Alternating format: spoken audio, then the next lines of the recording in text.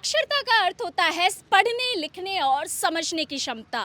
साक्षरता किसी उम्र की मोहताज नहीं होती। इसी सोच को साकार करने के उद्देश्य से साक्षरता एवं सतत शिक्षा विभाग द्वारा उल्लास मेले का आयोजन किया गया है। नमस्कार, सुजस ग्राउंड रिपोर्ट में आपका स्वागत है। मैं हूं आपके साथ अभिलाषा गर्ग और आज हम मौजूद हैं इंदिरा गांधी पंचायती राज एवं ग्रामीण विकास संस्थान में, जहां उल्लास मेले का आयोजन किया गया है। यहां राजस्थान के सभी जिलों ने अपना भाग निभाया है, जहां हम देख सकते हैं कि उल्लास मेले का आयोजन किया गया है एवं कई जिलों ने यहां पर प्रदर्शनी का आयोजन किया है। यहां हम चलते हैं दौसा जिले के द्वारा लगाई गई प्रदर्शनी पर। ये साक्षरता एवं सतत शिक्षा विभाग द्वारा उल्लास मेले का आयोजन किया जा रहा है। आपने अपनी स्टॉल लगाई है। आप हमारे दर्शकों को बताना चाहेंगे कि इस मेले का उद्देश्य क्या है और आप यहाँ पर अपनी स्टॉल पर क्या क्या प्रदर्शित कर रहे हैं?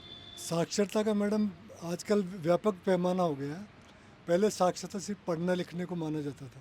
अब इसमें डिजिटल साक्षरता, स्वास्थ्य साक्षरता, बैंकिंग साक्षरता और आजकल सोशल मीडिया साक्षरता भी जरूरी होगी, क्योंकि फ्रॉड बहुत ज़्यादा हो रहा है सोशल मीडिया पे।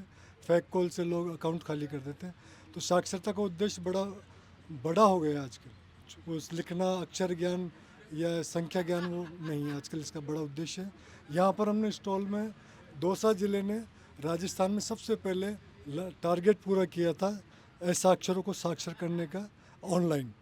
हमको 42,000 का टारगेट दिया गया था, जो हमने समय से 43,683 का हमने नामांकन कर दिया है, उसको ऑनलाइन भी कर दिया है।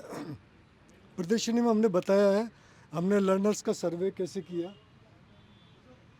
साक्षरता कक्षाएं कैसे लगती हैं, कैसे हम लोहार जाति के जो घुमक्कड़ जाति उनको कैसे हम लोग समझाते हैं, ये साक्षरता की जो गतिविधियां हैं उसका है। ऐसे करके हमने इसको सब बताया। फिर लर्नर्स को हम कैसे सिखाते हैं, क्योंकि लर्नर्स हमारा विशेष है। विशेष इसलिए कि एक तो उसकी उम्र 15 से 80 साल की हो सकती है, एक वो उसका कोई टाइमिंग नहीं क्लास का। तो हमने वीटी भी ऐसे बनाए जो उनके घर के हों, पढ़े लिखे हों, तो वो उनको पढ़ाएँ। उनका टाइमिंग है, कभी भी वो 1 घंटा 2 घंटा जब उनकी सुविधा हो तब उनकी क्लास लगती है। 10 लर्नर्स पर हम एक वीटी रखते हैं, स्वयंसेवक जो बच्चों को पढ़ाते हैं। उसमें छात्र भी होते हैं, एनएसएस के कार्यकर्ता भी हो सकते हैं, बीएड या जो एसटीसी कर रहे हैं वो बच्चे भी हो सकते हैं, कुछ रिटायर्ड अध्यापक भी हो सकते हैं। जैसे मैं यहाँ देख सकती हूँ कि आपके दौसा में जो साक्षरता अभियान चलाया गया, वहाँ प्रतिभाओं को सम्मानित किया गया। तो बेसिकली आप क्या बताना चाहेंगे कि किस तरीके से साक्षरता के लिए और ज़्यादा से ज़्यादा कदम उठाए जा सकते हैं सरकार द्वारा? क्या नवीन नीतियाँ लाई जा सकती है और क्या नया साक्षरता के क्षेत्र में किया जा सकता है? साक्षरता का तो मैडम जितना हम बड़ा करेंगे उतना ही ज़्यादा होगा। बड़े से साक्षरता में काफ़ी चीज़ें हम शामिल कर सकते हैं। अब ख़ास तौर पे क्योंकि ये इलेक्ट्रॉनिक क्या कहते हैं, इलेक्ट्रॉनिक युग आ गया। अब उस युग को हम लोग कैसे एडॉप्ट करें साक्षरता के रूप में, उसके लिए बहुत बड़ा पैमाना हो गया। मैं उल्लास से थी पहले, फिर मेरे को है ना जन शिक्षण संस्थान से जोड़ा गया और ये सब कुछ बताया गया कि कैसे कैसे काम करते हैं और कैसे कैसे क्या करते हैं। क्या क्या बताया गया, क्या क्या आपने सीखा है? जैसे है ना धागे से कैसे कैसे डिज़ाइन बनाए जाते हैं वो सब कुछ सिखाया, और रंगाई का काम सिखाया, एम्ब्रॉयड वगैरह का सबका काम सिखाया गया। इसमें ये बैचेस चल रहे हैं, फैशन डिज़ाइनिंग होती है, फैशन डिज़ाइनिंग हो गई, ब्यूटी केयर का हो गया, हैंड एम्ब्रॉयडरी हो गई। ये जो प्रोडक्ट है ये हमारे बच्चों ने बनाए हैं। और ये जो बच्चे पहले इनको सिखाते हैं, क्लासेस दी जाती है, फिर ये बच्चों का पूरा सामने जो रखा हुआ है प्रोडक्ट फिर हम सेल करते हैं कि भाई ये अपना बिज़नेस खोल सके आगे, क्योंकि वो पढ़ाई नहीं कर पाए हैं, लेकिन वो खुद का बिज़नेस खोलने के लिए हम इनको ये सिखाते हैं। फिर ये पूरा प्रोडक्ट सेल करते हैं, ये घर पे बैठा अपना बिज़नेस चला सकते हैं अपना। तो जो नए साक्षर हैं उनका लिए हम यही कर रहे हैं कि वो ग्रामीण एरिया के हो गए, रूरल के हो गए, उनके लिए सबसे बेस्ट ऑप्शन है कि हम ये पूरी 80 दिन की क्लासेस देंगे। उसमें आपको ये सिखाया जाएगा कि सिलाई कैसी होगी, कढ़ाई कैसी होगी, और फिर आगे जाके ये अपना टीचर के रूप में काम कर सकते हैं। बाकी के सभी एरिया को जोड़ेंगे, 20-20 से स्टूडेंट अपने किसी भी एरिया में जोड़ सकते हैं। ठीक है, धन्यवाद। क्या आपने शामिल किया हुआ है? ये फैशन ज्वेलरी का है, ये लड़कियों ने खुद बनाया है अपना प्रोडक्ट, हाथों से बनाए हुए हैं। और ये फिर आ गया ये कुशन कवर, जो पूरे कुशन कवर बनाने के बाद में ये हाथों से डिज़ाइन की हुई है। फिर आते हैं कि अपन पर्स लेना ज़रूरी हो जाता है, तो ये पर्स हो गए छोटे छोटे।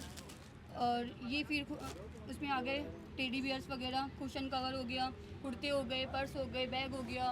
वो डिज़ाइन जो बनाई हुई है वो बहनें अपने हाथों से बनाती हैं। उल्लास मेले में हम मौजूद है सीकर के स्टॉल पर। यहाँ हम जानते हैं कि इस स्टॉल पर क्या विशेष है।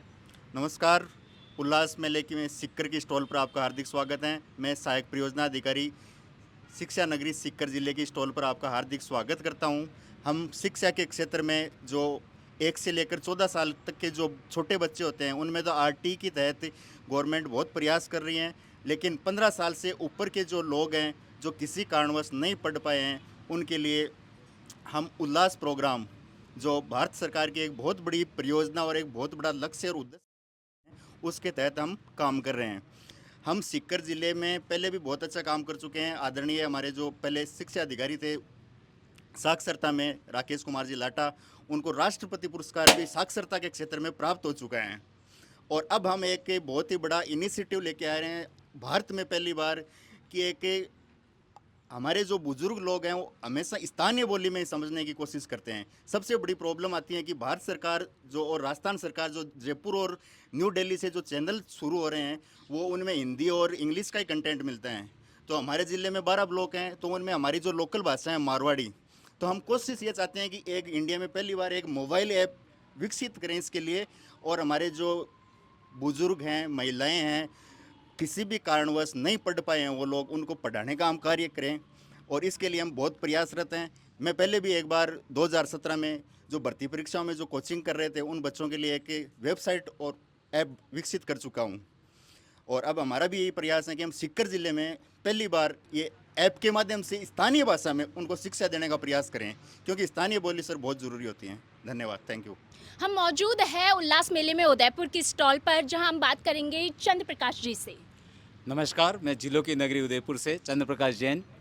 उल्लास मेला यहाँ जो आयोजित किया जा रहा है उसमें उदयपुर की तरफ से रिप्रेजेंट कर रहा हूँ। और ये हमारा जो कार्यक्रम है कि हम परीक्षाओं का आयोजन जो करवाते हैं उनमें हमने कितनी उपलब्धि की है ये यहाँ पर आयोजित है। और वो परीक्षा के जो कार्यक्रम हुए उनका हमने बैनर द्वारा यहाँ बताया गया है। साथ ही हमारे नवसाक्षरों को पढ़ाने के लिए जो कंटेंट तैयार करते हैं वो इस प्रकार से हम उनको समझा सकते हैं। ये कंटेंट हमारे लिए है कि विलोम शब्द अगर सिखाना है तो उनको खेल खेल में किस प्रकार से सिखाएं। फूल बनाए गए हैं, जैसे सुख है वो फूल को खोलेगा तो उसमें दुख दिखेगा तो पता चलेगा उसको सुख और दुख है। गर्म है तो उसमें ठंडा, खेल में ये कर सकते हैं। उसके साथ ही मात्रा ज्ञान कराया जा रहा है। मात्रा ज्ञान में जैसे एक ही मात्रा है तो वो खोलेगा तो खेल, रेल, फेल, इस प्रकार से अलग अलग मात्राएं खोल करके वो इसमें खेल के माध्यम से कर सकता है। अंक ज्ञान करवाने के लिए हमने अंक ज्ञान करवाया। तो ये माचिस की डिब्बी से बनाया गया है कि जैसे 34 का अंक है वो सीखा है तो 34 से पहले क्या आएगा, वो माचिस खोलेगा इधर तो 33 आएगा, उसके बाद इधर खोलेगा तो 35 आएगा। इस प्रकार से अलग अलग अंकों का ज्ञान है। मोबाइल का भी चित्र के माध्यम से ज्ञान करने के लिए हमने उन लोगों को ये इन द्वारा सिखाया जाता है। सो जस्ट ग्राउंड रिपोर्ट में आज के लिए इतना ही। फिर होगी आपसे मुलाकात, तब तक के लिए नमस्कार।